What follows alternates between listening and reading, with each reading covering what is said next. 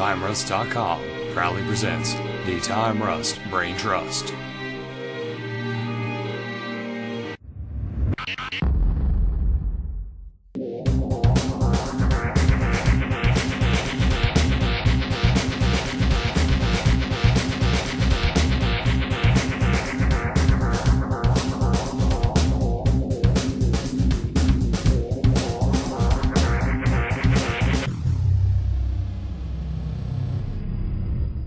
Hey everybody, and thank you for joining us on the Time Rust Brain Trust Podcast Award Show. Episode 4. This is the wrestling portion of the award show. Oh, no, that's trademark. I'm sorry.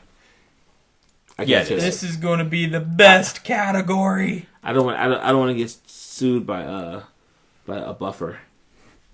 Buffering.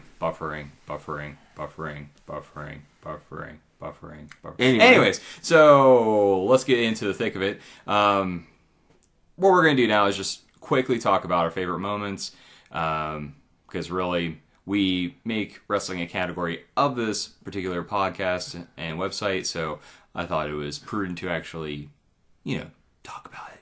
What's our favorite moments of this past year?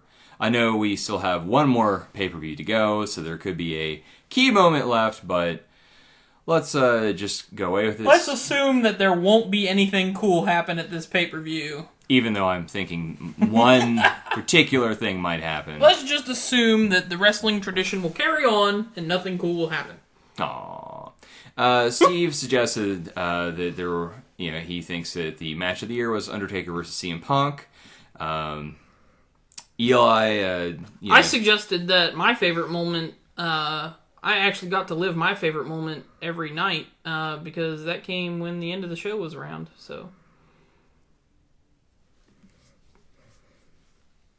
Okay. Not going to say what just came to my head because it was pretty bad, but I'll say what I was thinking earlier, that sometimes I wish I could time copy you, go back, and destroy your ancestors with a nuclear bomb. Jeez, that's harsh. Yeah, just sometimes. Marquise? Well, I had a couple moments. There was the Wyatt family versus the Shield. That was an epic brawl that happened in London. Was in London a couple months ago. It was originally supposed to be the Wyatt family versus CM Punk and Bryan. The both of them. It against both of them actually, and then tables turned. The Wyatt family started shoving in the Shield, and they started brawling out. The crowd reaction was huge. People wanted to see this fight, and the WWE didn't pursue this. Maybe they'll pursue it after they give the tag team titles back to. I think they're going to give it to the Shield again. If the Shield gets the tag team titles again, then they'll readdress things like that. But that was a good show. The crowd was revived, and that whole confrontation was amazing. Undertaker vs. CM Punk, I would say hands down one of the best matches of the year. They really put on a clinic, and Undertaker still proved that even 21 years later, he still can go with the best of them, and that's a pretty big statement to say for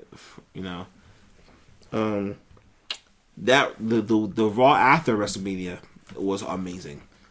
The Jersey crowd was nuts. I have never heard a crowd that loud and vocal about anything ever. There's video of them after the match was over doing the Fandango song and in the subway cars on the way home. Like that's an experience that should happen at every wrestling event. That kind of atmosphere that you're so charged up that you're like, oh my goodness, you're chanting JBL. When you're chanting Michael Cole, it's something going down. The CM Punk versus Daniel Bryan match for the WWE Championship was a good match. Cena pulled out some moves that he other than the 5 moves of Doom, which was appreciated. This match also put Daniel Bryan completely over with people. If he wasn't over, then this match made him over. And then the last match would be the Rhodes family versus the Shield. Just for your jobs. I think that was at which pay-per-view was that? Fully Loaded? Battleground.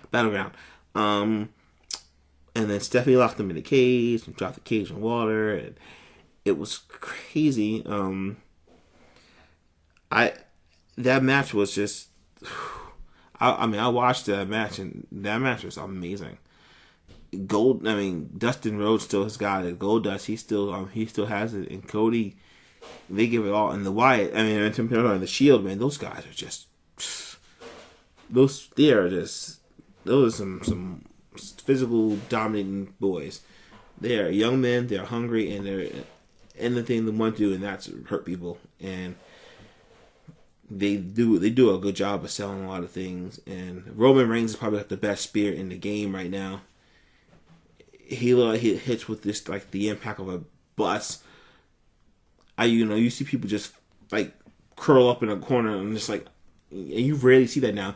The only time you saw that was either when Edge gave you one or when Goldberg gave you one. And to be up there with Goldberg and Edge, the way you're giving spears, that's pretty amazing. Yeah, because Christian's spear was never. It wasn't. It didn't have impact. Edge's spear had impact. He hit you. You felt that. You felt that in your ribs. Which is also why he now can't wrestle ever again. Yeah. Okay, so those are your matches and experiences of the year. And I'm going to side with your choice of match of the year has to be Cena versus Daniel Bryan. Okay. Just because, that was the one that put Bryan on the map, gave him the championship, and put him in the main event. I'm sorry. That's my pick. Which to me then just puts it down to, Taker versus Punk and Cena versus Daniel Bryan. Yeah. As to which one would be match of the year. I still say it's, I didn't even get to watch this one live. I just watched it through clips and pictures, and which is sad, but I was underwhelmed with Taker versus Punk. And I've been watching Cena and Bryan all year, and Cena has been getting a little bit better, but Bryan has been putting on clinic after clinic after clinic with the Shield because he knows how to wrestle. Oh, yeah. That kid, he knows what he's doing. Michaels taught him well. I'm sorry. William Regal taught him well. Shawn Michaels showed him basics. William Regal trained him.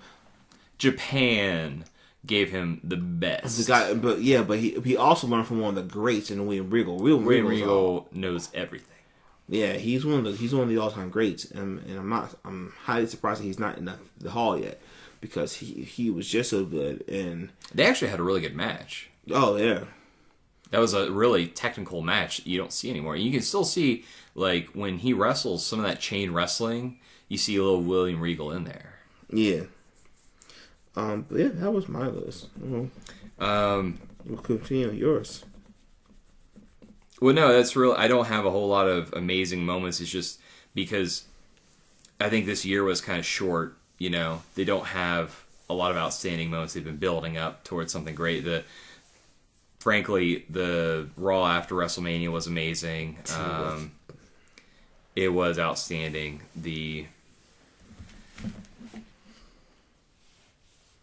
What was it? I think the storyline with the Rhodes family was probably one of the best storylines they have had going in a long time. It was short, it was sweet, it worked. That's really all you need to say. Yeah, pretty much. The thing with the Authority, probably the best villains of the year. Yep. But I don't like the name of the Authority. They should just bring back the McMahon Helmsley era. But they've already done that. No, we just call it the McMahon Helmsley faction or foundation or operation or even call it the corporation. I would love for them to be the corporation. Well, I don't know. I don't know why they don't just do that. Maybe they're trying to avoid rehashing names and they ran out of ideas. And the rebirth of the corporation, man, that would be a deep, I bet they're trying not to rip off the 90s Attitude Era, but really that's all they need to do at this point. Pretty much. But I understand not wanting to do that. So, and the other thing would be Wrestler of the Year. Who would you give Wrestler of the Year to? That's a tough one. I mean, we're not going to come to a consensus on Match of the Year just because there's so many. I would Wrestler of the Year be. I mean, yes, it'd be Daniel Bryan. He's hugely over right now. He puts in work. He's a 2-time WWE champion, 1-time World Heavyweight champion. He's phenomenal in the ring. He goes and goes and goes, but he looks like he's not hurt or beaten because he's used to going that hard in Japan. And I mean, he's just a really good wrestler. He's good. He's good on the mic. He can control the crowd. He's got a great chance. I mean, he's not the ease, first choice. He's not the physical specimen they're looking for. They're looking for the 6'2", 259, 280, ripped, big guy, and they get Daniel Bryan. It's like, oh well, you're not gonna do much. Lo and behold, he's in championship games again. So that's what I would say. Who would wrestle here? What do you got? No, I actually really would say Daniel Bryan. So he's going to be the Rusty Award winning Wrestler of the Year. So that's really going to wrap it up for us on wrestling. We're going to keep it short and sweet because what are you going to say that already hasn't been said, in the past podcasts? And because we kind of have to keep it up to date on that because it's an ever-changing story. So that's really all we're going to do on that. And we'll see you here soon with movie.